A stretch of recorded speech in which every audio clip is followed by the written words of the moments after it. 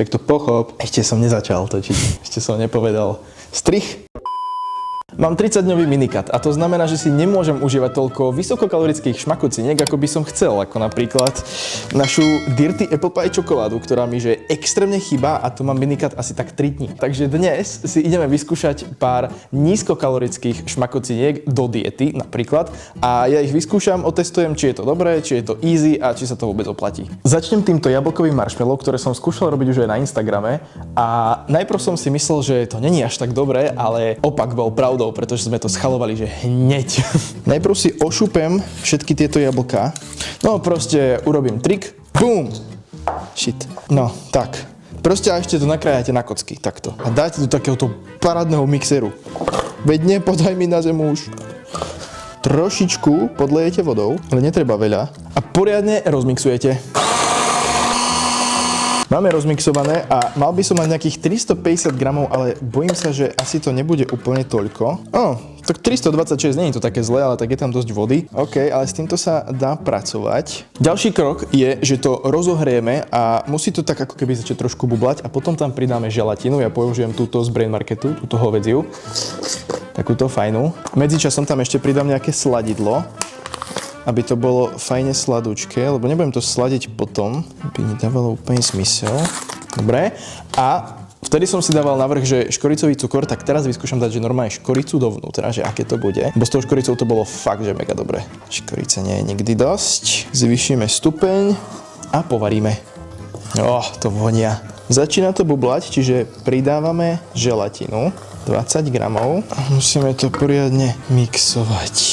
Želatina trošku smrdí, takže sa nezleknete toho, že to nebude úplne tak príjemno voňať, ale necítite ju tam potom chuťovo akože skoro vôbec, hlavne keď si to fajne aj osladíte, takže nebojte sa toho. Čiže povaril som to tak, aby tam nezostali žiadne hrudky z tejto želatiny. Necháme to chvíľu vychladnúť a zatiaľ si prichystáme tento mixer a nejakú fakt, že veľkú misku, lebo bude toho hodne. Toto je jeden z tých zdĺhavejších procesov na recept, ale fakt sa to oplatí, pretože toto budem teraz miešať asi do 15 minút. Není to úplne, že med lízať, ale fakt sa to oplatí. Akože najlepšie, ak máte takého toho kuchynského robota, čo to vymieša celé za vás, ale my to nemáme, takže musím ja. Test pružnosti. Bojím sa. Dobre. Nebojím sa. Čo si? Blázon? Potrebujeme si teraz takúto nejakú sklenenú misu alebo keramickú alebo hociakú proste vyložiť fóliou na jedlo, len toto je dosť boj. Není to veľmi príjemná záležitosť. Dúfam, že mi to teraz vyjde v pohode. Dobre, teraz to nebol až taký boj ako vtedy. To je zložitejšie, než som čakal. Čo mám robiť? Ešte raz. Proste čo robíš? Kamo? Čo robíš furt? Prečo mi robíš takto zlé? No, najlepšie by to bolo spraviť takou proste lízou, ale keďže to moja žienka vyhodila, lebo to smrdelo a nemáme nové, tak mám proste naberačku. Vyšlo mi toho trošku menej ako predtým, lebo však vravel som, nemal som 350 gramov a trošku iné jablčko to bolo, ale vadí.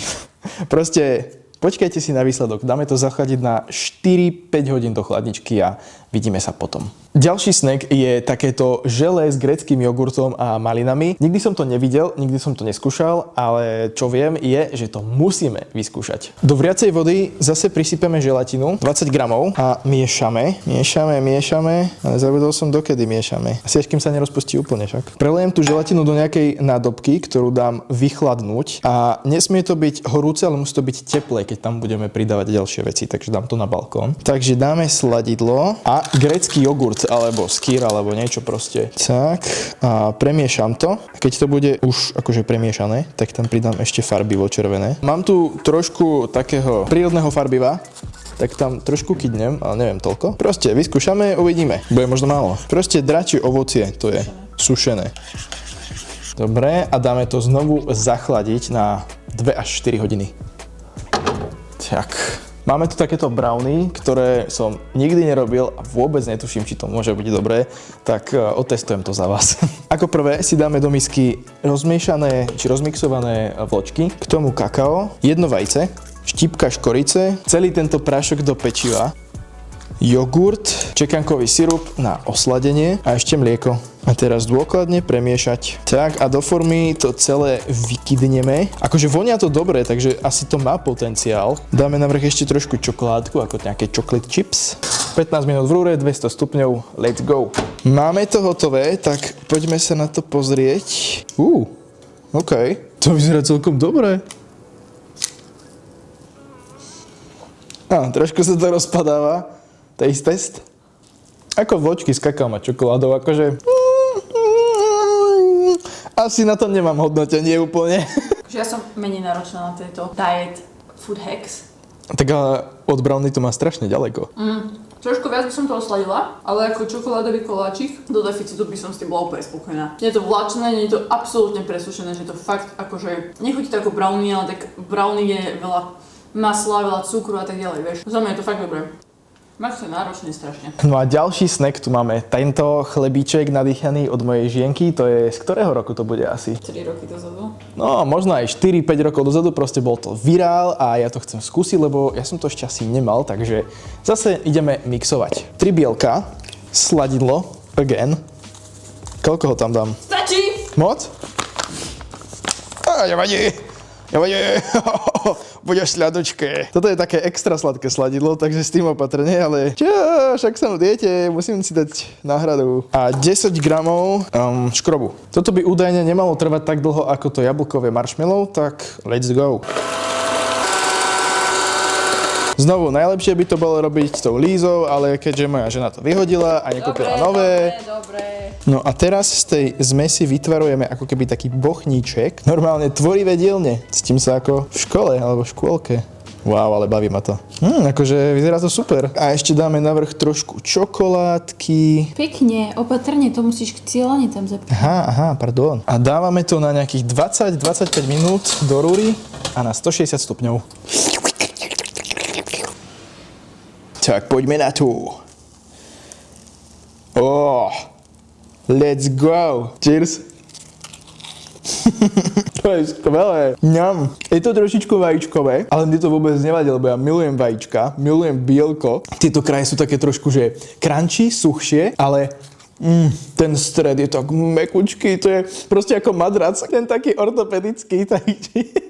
Toto je mega approved, akože čosi, mňam. Prešli asi 3 hodinky a toto tu už máme hotové. Doing. Cítim sa ako keď Phineas a Ferb robili také veľké žele proste v bazéne. Looks good. And judging by my chronometer here, it should be just about time. Let's jump on it.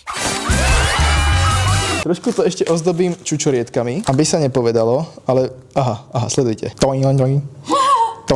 Dobre, takto nejdem zdobiť čučorietkami, proste to ochotnám také, aké to je. Tie čučorietky som tam asi mal dať na začiatku. Tak poďme na to. Ready? Wow. To som nečakal. OK. Cheers. To je strašne zvláštna konzistencia. Proste cítite ten jogurt, cíti trošku tú želatinu. Neviem, čo si o tom myslieť, proste žúvavý tvaroh, alebo žúvavý jogurt. Si kokos, nečakala som, že to bude takto tvrdé. What do you mean by that? Akože není to zlé, ale je to také proste netypické, zvláštne. Dobre. Zober si, že si v deficite a môžeš zjesť celú tú misku. Má to takú ako keby gumikovú konzistenciu, proste ako keď ješ nejaké cukríky gumové, vieš? Že ako keby jogurtové také. Ja keby som v deficite, tak akože ja si toto dosť idem. Je to také, že ak vám nechutí jogurtová konzistencia a toto si spravíte, tak úplne zmeníte názor. Lebo viem, že sú ľudia, ktorí proste nemajú radi jogurt, ale toto je niečo úplne iné. A máme tu už aj túto poslednú vecičku, ktorá tuhla najdlhšie. Už to ide samé, OK. Vonia to akože fakt dobre. Keď som to robil na Insta, tak bolo toho viac, čiže to aj vyzeralo lepšie, bolo to také plnšie, také hutnejšie, ale nevadí, akože aj takto to vyzerá celkom fajn, aj konzistencia je dobrá, čiže nebojím sa, že by to nebolo dobré. Teraz sledujte, jaké je to mekučké. Je to úplne, že bouncy. Tak teraz nie. Ale je to proste vidíte, aké to je. Čo ti práši? S tou škoricou je to ešte lepšie. By the way, chutí to o mnoho lepšie, jak vyzerá. S tou škoricou to musíte vyskúšať. Moja žena práve odchádza na solo date do hotela, takže neviem, že či ešte niečo zostane, pretože teraz nechce ochutnať, lebo má žlečku. Ale ja každopádne dúfam, že vás toto video bavilo a že si niekedy ešte spolu možno spravíme nejaké takéto low calorie snacky a kľudne mi dajte vedieť, aké máte vy tipy na low calorie snack, keď ste v diete alebo v minikate a ja sa na vás budem tešiť pri ďalšom podobnom alebo úplne inom videu. Hej! A to hovorí moja žena, ale je to moja žena, takže ja to môžem povedať tiež. Čaute.